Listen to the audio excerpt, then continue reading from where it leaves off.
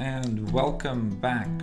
This is the Extremely Open Science Project, and today I'm going to do a recap of the stream we did last week, which I think was a really great stream in the sense that we finally made a lot of progress after some weeks where we were setting things up and cleaning up the code. And so, but let's just recap of the recap. So we've been working on these genomes where we simulate mutations, and then we see what happens to the gene sizes. And what happens is that the gene sizes get smaller, and that's because, or the apparent gene sizes get smaller, and that's because the mutations introduce stop codons where they shouldn't, or frame shifts where they shouldn't. And so we've been trying to play around with the idea of can we then use an excess of small genes as a mark of gene quality, or as a mark of low gene quality. And we've been trying to do this in a couple of different ways, and in the last few weeks we've been trying to get this from the using eggnog OGs, orthologous groups, as a reference, so that if we have a gene that's in a particular orthologous group, then we can use that orthologous group as the background. So if the gene has 300 amino acids, it's very hard to know what that means, but if it belongs to a orthologous group that normally has 500 amino acids, then it's obviously short, and if it belongs to an orthologous group that has generally 302 amino acids, then it's probably okay. Right, and so let me just share my screen very briefly. So we've been playing around with this plot here.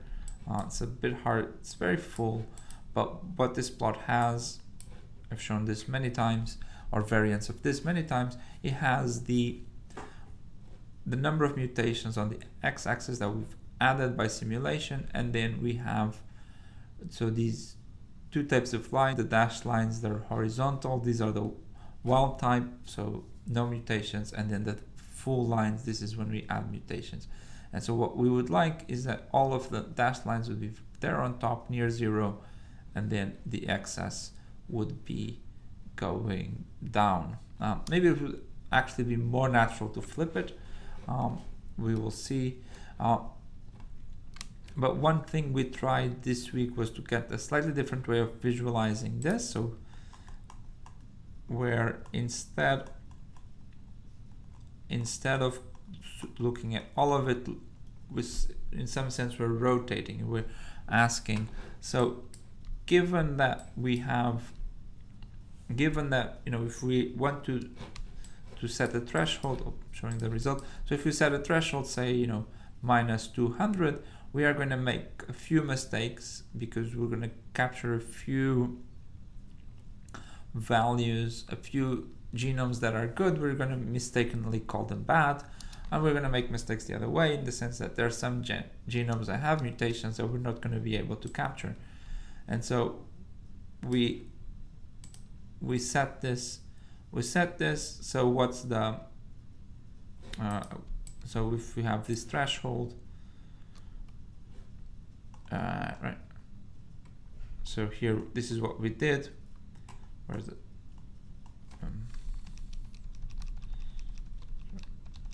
Oh yeah, so here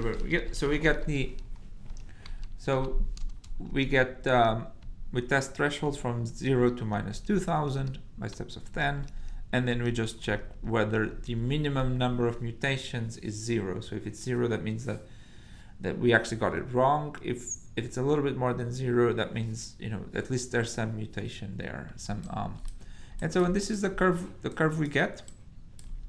So ideally what we would expect is, so blue is false positives, it goes down, orange is false negatives, it goes up. Ideally we would like both curves to cross at 0, right? So that we would have 0 false positives, and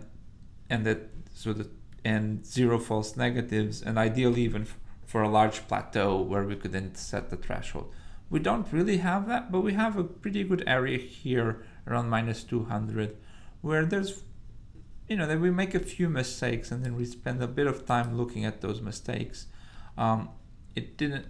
We actually looked at a couple of ideas of whether it would be possible to to distinguish them from mutated versions. We really couldn't get it, to be honest, but we'll try some few more things tomorrow.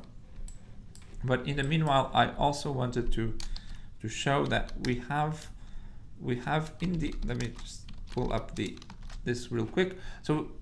So tomorrow we will do a normal extremely open science session, but then from next week we are doing something a little bit different, which is we are going to be working with Combine. So this is the